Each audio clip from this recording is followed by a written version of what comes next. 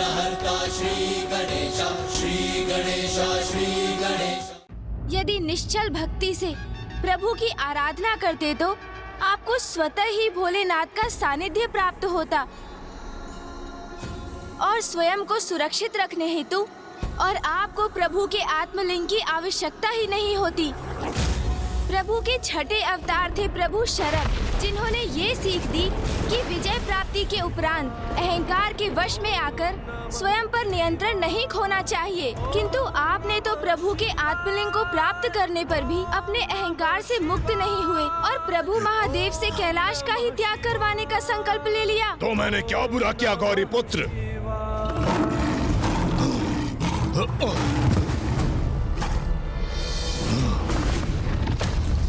प्रभु के सातवें अवतार प्रभु ब्रह्मचारी थे, जिन्होंने ये स्थापित किया प्रेम और भक्ति दोनों एक ही समान है, क्योंकि दोनों में ही अपने लक्ष्य को प्राप्त करने हेतु अपार निष्ठा और समर्पण की आवश्यकता होती है। किंतु आपने भक्त के कर्तव्य से भटककर स्वार्थवश उनके आत्मलिंग को लंका ले जाने का प्रयास किया। मैं प्रभु के आत्मलिंग का क्यों त्याग करता? मेरा अधिकार था उन पर।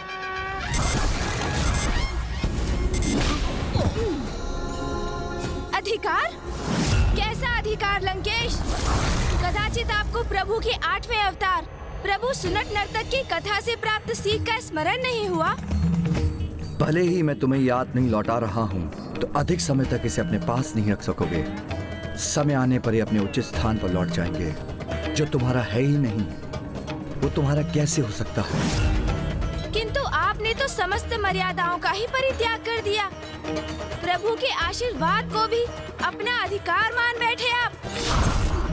फिर प्रभु के नवे अवतार प्रभु सुरेश्वर की कथा से ये सीख प्राप्त हुई कि जो बाधाओं की चिंता किए बिना पूर्ण एकाग्रता से निरंतर अपने परम लक्ष्य की ओर बढ़ते हैं, वो अवश्य विजयी होते हैं। किंतु आप तो अपने लक्ष्य, अपने प्रभु और उनकी भक्ति से भटककर निस्वार्थ के प्रति एकाग्र हो गए। बस गौरी पुत्र, अब आप मुझे अत्यंत क्रोधित होने पर विवश कर रहे हैं। आपका क्रोध जागृत हो रहा है लंकेश। तो तनिक प्रभु के क्रोधांश से उत्पन्न हुए उनके 10वें अवतार प्रभु ऋषि दुर्वासा की सीख का भी स्मरण कर लीजिए, जिन्होंने सदा अनुशासन का पालन करने की सीख दी। किंतु आप ही भक्ति का अनुशासन भूल गए।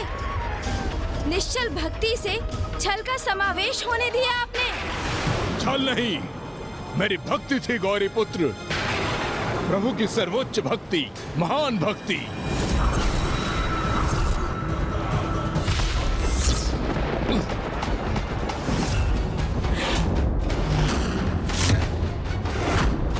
प्रभु के 11वें अवतार प्रभु अवधूत की सीख का स्मरण हुआ आपको?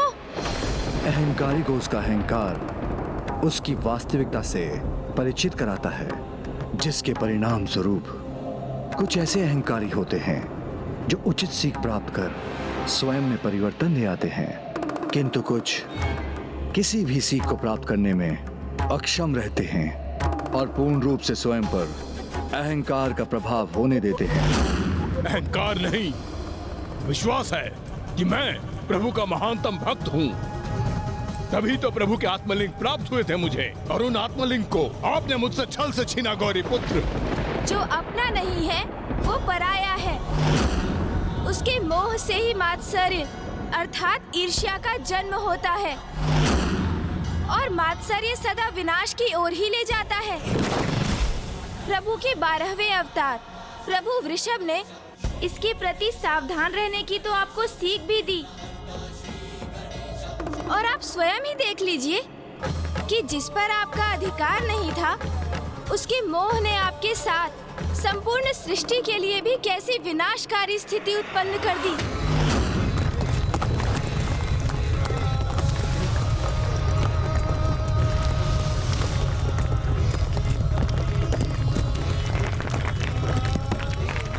प्रभु के आत्मलिंग पर आए नहीं, मेरे हैं वो।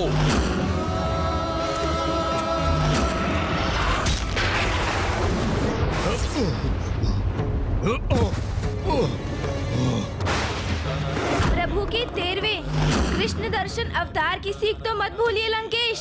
ये तो ज्ञात है ना आपको कि आसक्ति से ही दुर्गति है। किंतु आपने कहा प्रभु के आत्मलिंग के प्रति अपनी आसक्ति का परित्याग किया। आसक्ति के स्थान पर श्रद्धा, भक्ति और प्रभु के अटूट विश्वास को आत्मसात करना चाहिए था आपको, क्योंकि प्रभु अपने भक्तों के विश्वास को कभी खंडित नहीं होने देते। यही सीख थी ना प्रभु के 14वें अवतार प्रभु भिक्षुवर्य की। किंतु आपको किसी भी सीख का क्या लाभ, क्योंकि आपको तो एकमात्र अपनी शक्ति में ही विश्वास है लंकेश।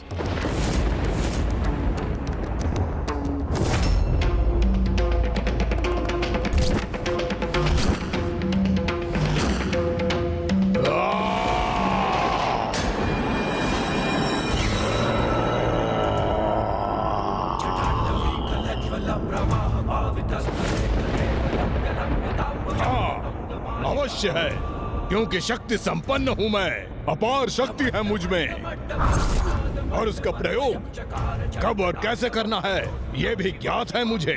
ये आपकी शक्ति नहीं, आपका अभिमान है लंकेश।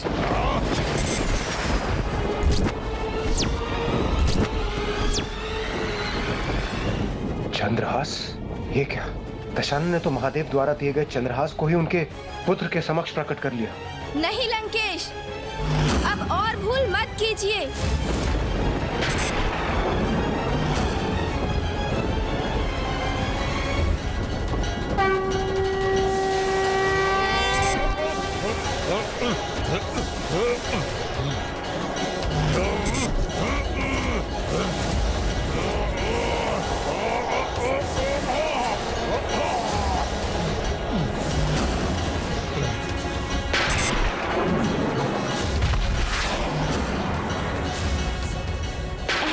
लंकेश, तुम पिताश्री से प्राप्त चंद्रहास का प्रयोग अधर्म के लिए कदापि नहीं कर सकते।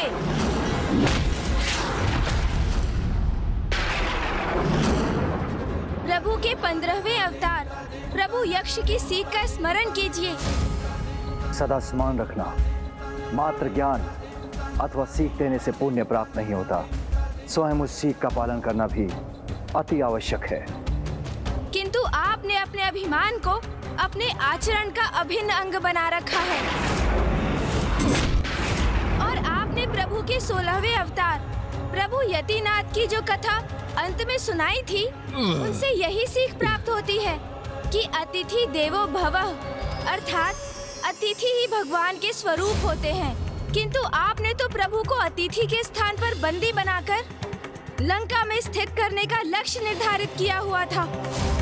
अपने ही आराध्य के साथ छलावा कर उन्हें विवश करते हैं आप, फिर इसका दंभ भी करते हैं कि आप उनके महानतम भक्त हैं। आप जैसे मिथ्या भक्ति करने वालों को ही भक्ति का वास्तविक मर्म सिखाने हेतु प्रभु महादेव अपना अगला अवतार लेने वाले हैं। नहीं। आप क्या समझ रहे थे? मुझे प्रभु के अवतारों का ज्ञान नहीं? नहीं। मैं तो आपको मात्र लंका जाने से रोकने के लिए ही आपसे उनके अवतारों की कथाओं का श्रवण कर रहा था, क्योंकि मुझे तो प्रभु के वो अवतार भी ज्ञात हैं जो भविष्य में प्रकट होंगे, और प्रभु के अगले अवतार हैं प्रभु श्री राम के अनन्य भक्त महाबली हनुमान। महाबली हनुमान, महाबली हनुमान।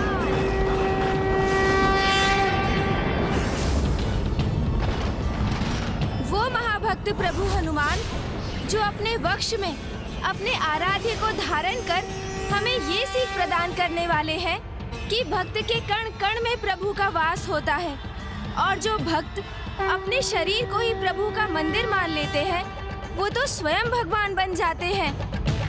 कदाचित उनकी भक्ति देखकर आपको निश्चल भक्ति का महत्व समझ में आएगा, और फिर प्रभु द्वापर युग में काल, क्रोध और यम के अंश अर्थात गुरु द्रोणाचार्य के पुत्र महायोद्धा अश्वत्थामा के रूप में अवतार लेकर जगत को ये सीख देंगे कि प्रतिशोध की भावना से व्यक्ति दूसरे का ही नहीं स्वयं अपना भी विनाश निर्धारित कर लेता है।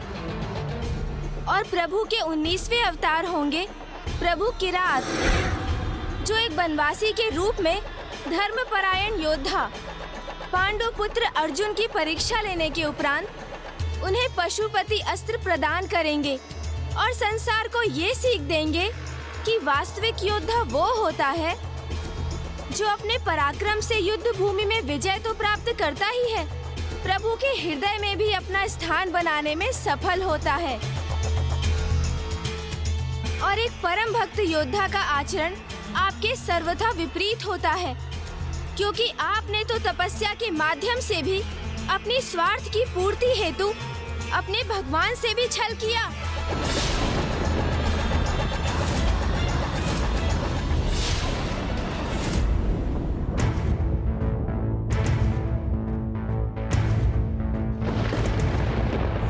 त्र्यंबकं सदाशिवं नमामि हे उमापति जय नीलकंठ जय अनंत नमोस्तुते नमोस्तुते।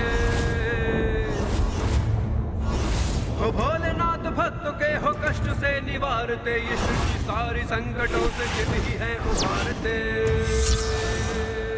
यदि अभी भी आपने स्वयं को नहीं सुधारा लंकेश, तो प्रभु महादेव के अगले 3 अवतारों में से एक प्रभु हनुमान आपको उचित सीख अवश्य देंगे। तब उनका आगमन आपके विनाश का संकेत होगा और उसी दिवस से आपका सर्वनाश आरंभ हो जाएगा।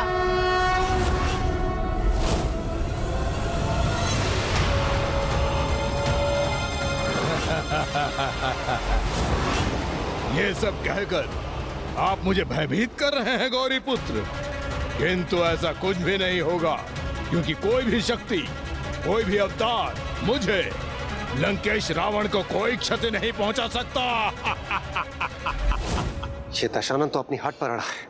अब प्रथम पूज्य गणेश जी दशानन के साथ कैसा व्यवहार करेंगे?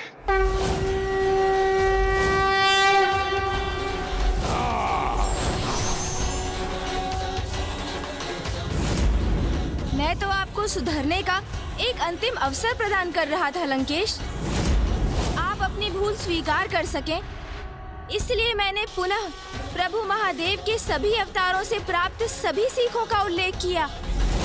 किंतु अब मुझे आभास हो रहा है कि आप अब कोई सीख स्वीकार नहीं करना चाहते। संसार का सर्वश्रेष्ठ ज्ञानी हूँ मैं, और आप मुझे ज्ञान दे रहे हैं गौरी पुत्र। आप मेरे आराध्य शिव शंकर शंभू के पुत्र हैं, इसलिए अभी तक शांत रहा मैं। और यदि आपने मुझे प्रभु के आत्मलिंग को ले जाने से रोका, तो मैं अपने संपूर्ण शक्ति का प्रदर्शन करने से नहीं रुकूंगा।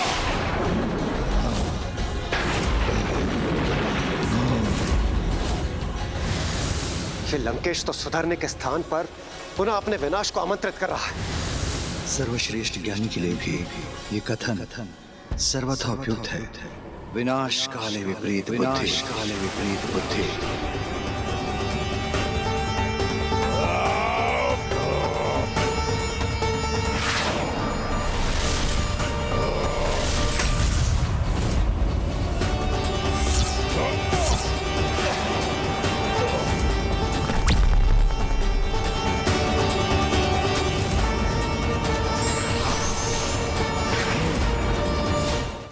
सीख प्राप्त कर स्वयं को सुधारने में असमर्थ हो, उसे तो मात्र दंडित ही किया जा सकता है। अब आप अपनी मृत्यु के लिए तैयार हो जाइए लंकेश।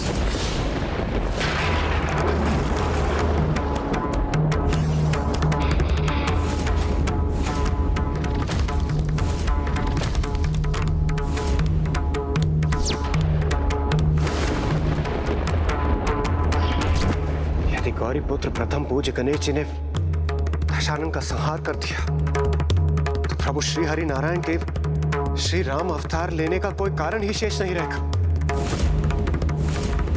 प्रभु महादेव के समस्त अवतारों को प्रथम पूज्य गणेश जी ने तो लंकेश को दंडित करने से रोक दिया, किंतु क्रोधवश स्वयं वही करने जा रहे हैं। नहीं, कुछ नहीं हो सकता मुझे।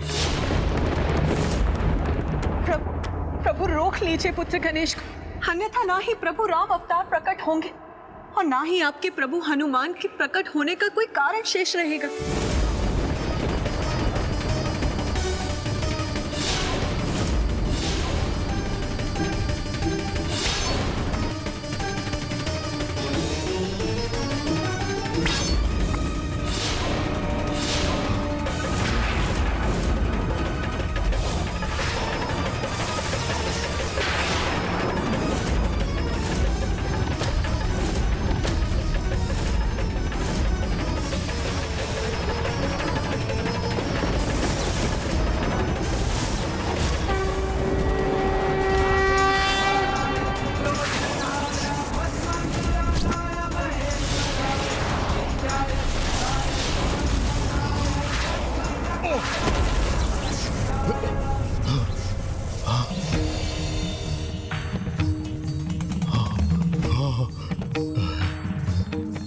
मुझे ज्ञात था मेरे प्रभु शिव शंकर शंभू अवश्य मेरी रक्षा करेंगे।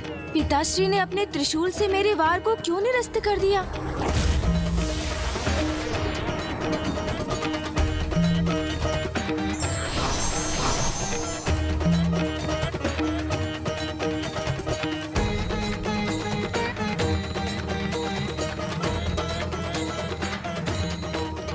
महादेव। पुत्र, लंकेश रावण को उसके अपराध का दंड प्राप्त हो चुका है। वो आत्मलिंग खो चुका है और यहीं से उसके पापों की गागर भी भरनी आरंभ हो चुकी है। किंतु हमें अभी भी उसे एक भूल सुधारने का अवसर प्रदान करना चाहिए। जैसी आपकी आज्ञा पिताश्री।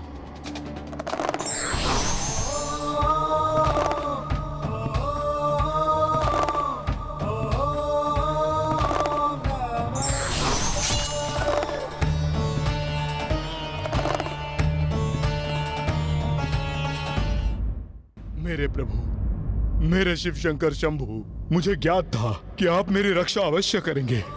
मैं तुम्हारी रक्षा करने नहीं, तुम्हें सचेत करने आया हूं लंकेश। अनेक कल्पों और युगों से तुम मेरे समक्ष आते रहे हो। प्रत्येक बार जब भी तुमने जन्म लिया, मेरा भक्त होते हुए भी अंततः तुम पाप ही करते आए हो।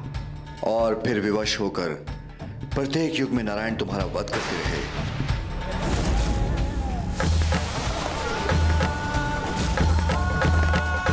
प्रत्येक जन्म में तुमसे एक ही आशा रही है कि इस जन्म में तुम अवश्य सुधर जाओगे, किंतु तुमने मुझे सदा निराश ही किया है लंकेश। प्रत्येक कल्पों और युग में ही नहीं, अपितु प्रत्येक ब्रह्मांडों में तुम इन्हीं भूलों को दोहराते हो और दंडित होते हो। धर्म अधर्म का भेद का ज्ञान होते हुए भी प्रत्येक रावण अधर्म ही करता है। मुझे क्षमा करें प्रभु, किंतु इस बार मैं अवश्य सुधर जाऊंगा। प्रभु, आपने यह अवसर प्रदान किया है मुझे, इसका लाभ अवश्य उठाऊंगा मैं।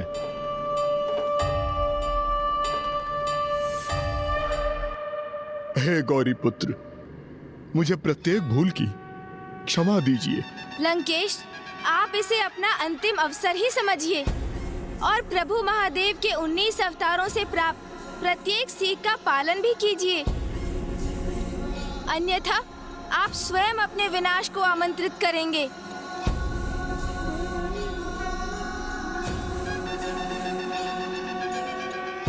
प्रभु, आपकी कृपा हेतु लंकेश रावण का कोटि कोटि धन्यवाद। आपसे क्षमा पाकर मैं धन्य हो गया प्रभु।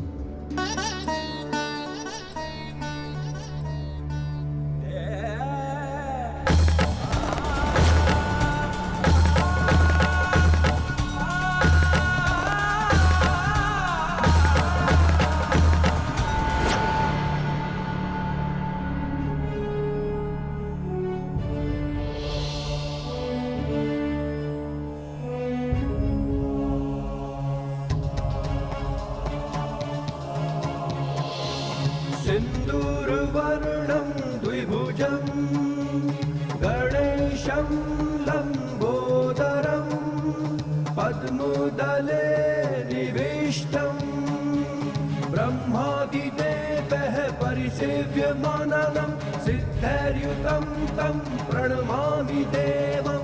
सिन्दूरवर्णं द्विभुजं गणेशं लम्बोदरं पद्मदले निविष्टं ब्रह्मादिदेवः परिसेव्यमानं सिद्धैर्युतं तं प्रणमामि देवं। सिन्दूरवर्णं द्विभुजं गणेशं लम्बोदरं पद्मदले निविष्टं ब्रह्मादिदेवः परिसेव्यमानं सिद्धैर्युतं तं प्रणमामि देवम्। गौरी पुत्र प्रथम पूज्य गणेश जी की जय। गौरी पुत्र प्रथम पूज्य गणेश जी की जय। गौरी पुत्र प्रथम पूज्य गणेश जी की जय। विघ्नहर्ता प्रथम पूज्य गणेश जी की जय।